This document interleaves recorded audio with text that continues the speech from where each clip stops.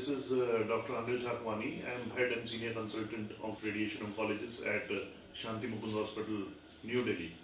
आज मैं यहाँ पर आप लोगों के समक्ष आया हूँ so that I can explain what type of cancers we have and how do we treat the cancers. So मोटे तौर पे अगर देखा जाए cancer can be treated by the three modalities. एक जो मेन modality है जो radiation oncology, other is the surgical oncology and third is the medical oncology.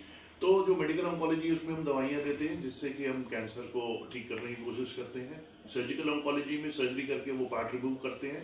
अब क्या होता है कि ये सब करने के बाद कभी कभी क्या हमेशा ही most of the time cancer के साथ प्रॉब्लम होती है. माइक्रोस्कोपिक सेल्स होते हैं जो कि ट्यूमर बेड पर रहते हैं.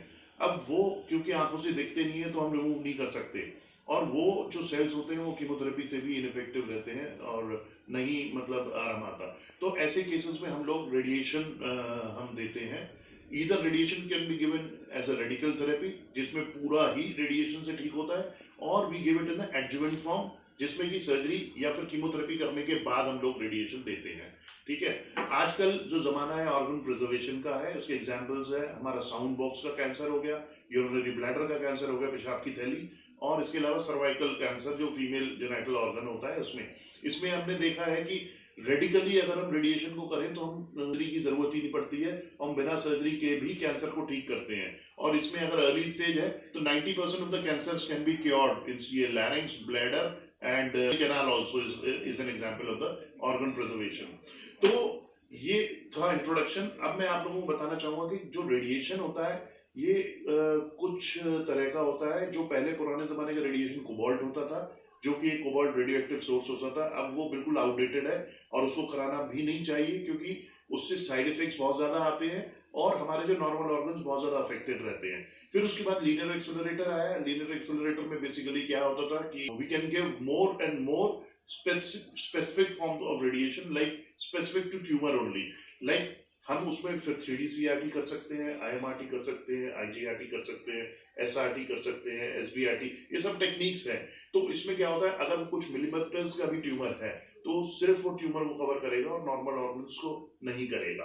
इसके अलावा जैसे ये तो लीनियर एक्सेलरेटर है जो कि ज्यादातर जगहों पर पेशेंट ट्रीट हो रहे हैं इससे. इसके अलावा कुछ और नई मशीनें आई हैं जैसे कि गामा नाइफ हो गया, साइबर नाइफ हो गया, प्रोटॉन्स हो गए जिनका रोल 5% ऑफ द पेशेंट में रहता है जहां पर हम लीनियर एक्सेलरेटर यूज नहीं कर सकते हैं. तो अमूमन तौर पे यही बोलना चाहूंगा linear accelerator treats almost 98% of the cases and remaining 2 to 3% of the patients can be treated by the other modality. Basically क्या है कि एक रेडिएशन मशीन है जो कि इक्विवेलेंट ऑफ लीनियर एक्सेलरेटर है जिसको हम हेल्सियन बोलते हैं.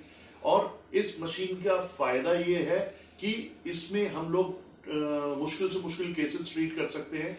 और जैसे कि रेडिएशन जो नॉर्मल लीनियर एक्सेलरेटर पे करीब 5 मिनट या 3 मिनट लगते हैं, हेल्सियन पे वो ही ट्रीटमेंट बहुत जल्दी हम कर लेते हैं. इसका फायदा ये होता है unnecessary radiation exposure to other organs is prohibited. तो ये अच्छी बात है. और इसके अलावा इसमें एक्यूरेसी जैसे लीनियर एक्सेलरेटर बहुत ज्यादा उसमें ध्यान की जरूरत होती है, गलती होने के चांसेस ज्यादा होते हैं और ट्यूमर मिसिंग के चांसेस ज्यादा होते हैं. जबकि हेल्सियन पे क्या रहता है उसमें बहुत ही यूजर फ्रेंडली है और easily it can be patient can be treated on that और उसके साइड इफेक्ट्स कम आते हैं. तो ये कुछ चीजें हैं जिसके बेसिस पे हम लोग और काफी कुछ कॉम्प्लिकेटेड ट्रीटमेंट बहुत ही इजी मैनर पे कर सकते हैं.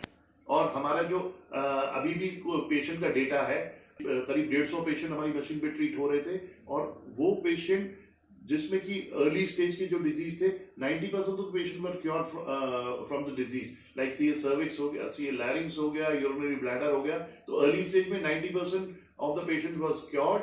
और जो एडवांस स्टेज में भी थे तो उनको हमने पैलिएशन किया रेडिएशन से. जैसे कि कुछ पेशेंट्स का ब्लीडिंग हो रही थी तो एकदम ब्लीडिंग में सारे इंजेक्शंस वगैरह फेल हो गए, सर्जरी फेल हो गई. वहां पर हमारा ये रेडिएशन का इंस्ट्रूमेंट काम आया जो हेल्सियन है और उसने ब्लीडिंग को अच्छे से रोका. सिंगल फ्रैक्शन देने पर भी ब्लीडिंग रुक जाती है. कुछ पेशेंट थे जिनमें बोन मेटास्टेसिस थे जिसमें कि पेन हो रहा था. अगेन हमने उसमें भी जैसे 2 से 5 फ्रैक्शन रेडिएशन के देने पे उसमें इमीडिएट पेन रिलीफ आ गया.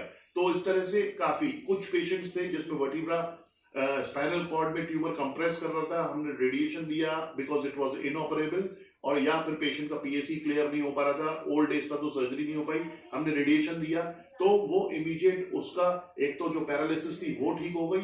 ऐसे बहुत सारे एग्जाम्पल हैं जो कि रेडिएशन देने से हम लोग सर्जरी, मेजर सर्जरीज को भी प्रिवेंट कर सकते हैं, और हमने की है, और ये मशीन उन सब बीमारियों में कारगर है। Thank you.